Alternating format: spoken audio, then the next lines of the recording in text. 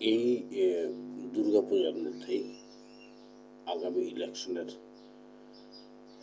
19তম বিধানসভার মধ্যে যে পার্টিসিপেট করবে যারা,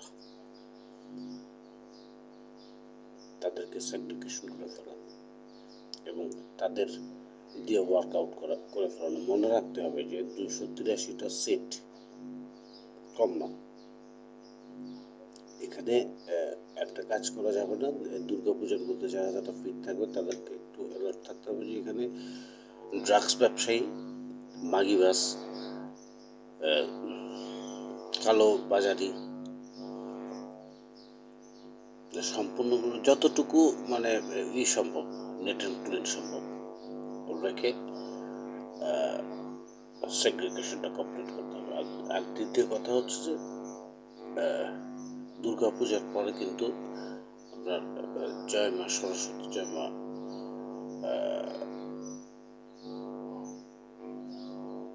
লক্ষ্মী পূজা আছে। এটাও কিন্তু একটা এক্সপেন্ডিচার এবং এটা যুগ যুগ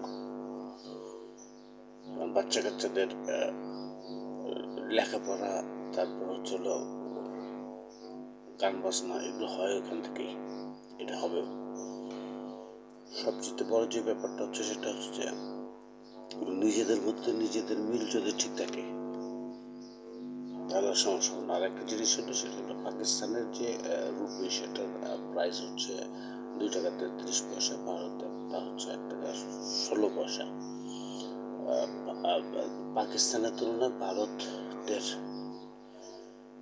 রুপি 1 টাকা 17 পয়সা কম, কিছু তো থাকে।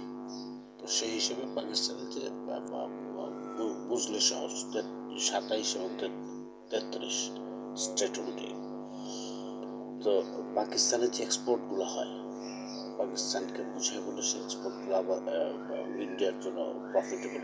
এবং সূর্য দেবতার যে ইন এ সেকেন্ড কনসেদু 15 lakhs, এটা হলো ইন এ সেকেন্ড। এটা হচ্ছে না আপনার কন্টিনিউয়াস প্রসেসের মধ্যে শুধুমাত্র হিজিস হুজুস। এবং এটা যদি বলেন তাহলে সূর্যের ব্যাপারে আলাপ আলোচনা করবো, কারণ বাংলাদেশ হচ্ছে বদ্বীপ। এখানে ভারতের একটা কোডিং কাজ করতেছে। ভারতের সাউথ এশিয়ান, বাংলাদেশ, পাকিস্তান, আফগানিস্তান, মালদ্বীপ, শ্রীলঙ্কা, ভুটান, নেপাল এবং ইন্ডিয়া একটা কোডিং চলতেছে, যেখানে হলো আমাদের এই ম্যাক্সিমাম দেশগুলো হচ্ছে হলো আপনার মিঠা পানির দেশ।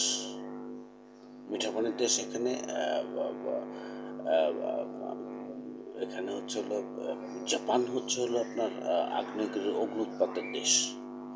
সৌদি আরাবিয়া হচ্ছে হলো মরুভূমির দেশ। তো এখানে রিদম সেটআপিং এর মধ্যে যদি সৌদি আরাবিয়া বাংলাদেশের সাথে অ্যাডজাস্ট হয়ে রিদম সেটআপিং করে, তাহলে তাপমাত্রা কিন্তু রেগিস্তানের চেয়ে প্রচুর প্রচুর থাকবে। এবং সেটা আবার অনেকটা সিমিলারিটি দেখাবে জাপানের সাথে, কারণ জাপান তো আগ্নেয়গিরির অগ্নুৎপাতের দেশ। এখানে ওয়েদারের তারতম্যের কারণে দাদা অনারেবল ওয়েদারের তারতম্যের কারণে কিন্তু গত বছর, তার আগের বছর, 2 বছর মধ্যে বিটুইন 1 বছর, সেটা হচ্ছিল আপনার জাপানে যে পানি সংক্রান্ত ব্যাপারে 10,000 শরণার্থীকে আলাদা সেভ করে রাখা হয়েছিল, এইটা কিন্তু কাটেনি। আর আরেকটা জিনিস হচ্ছিল চায়নার যে কোভিড এখন সরেনি, এটা একটু মাথায় রেখে। আর আপনি সৌদি আরাবিয়া কিন্তু অলরেডি তাদের 3টা ঈদ করছে কোভিড ফ্রি, এটা একটু চিন্তা ভাবনা করে। আর তারপর হচ্ছিল Korea, Russia, Iran, France, Spain, America সহ অন্যান্য দেশের স্যাটেলাইটগুলোর আপনার ওয়াটার সাবমেরিন, তারপর হচ্ছে আপনার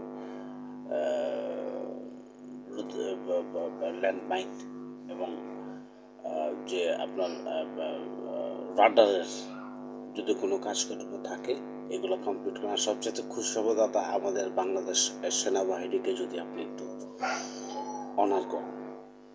এই কাজের মধ্যে আমরা ওয়ার্ল্ড বেস্ট, এবং বাংলাদেশ সেনাবাহিনী সারা বাংলাদেশের মধ্যে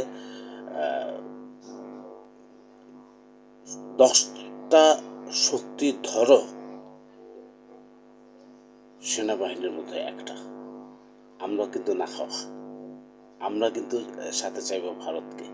আপনাকে এখনই বাংলাদেশের দিকে চাপতে বলবো না, কারণ হচ্ছে যে সামনে দুর্গা পূজা, খরচ আমাদেরকে কিছু দিবেন এবং অনেকে দোয়া চাইব। আমাদের যে লেভেল অনুযায়ী আমাদেরকে যদি কিছু কাজ দেন, আমরা কিন্তু ভারতকে তার সাথে কয়েকের ডবল ফেরত দিব। কারণ ভারত যদি ভারতের সৌহার্দ্যতাটা, পাকিস্তান যদি পাকিস্তানের সৌহার্দ্যতাটা, চায়না যদি চায়নার সৌহার্দ্যতাটা, France, Spain, Korea, Hungary, Belgium যদি এদের সৌহার্দ্যতাটা করে, তবে আমরা বাংলাদেশিরা কিন্তু কম না। শেখ হাসিনা ওয়াজেদ কম না, কম নয়, কম ছিল না, এবং সঙ্গে খালেদা জিয়া তো আছেই। 7 point new plus Mohammad Imran, আমি সুমিত।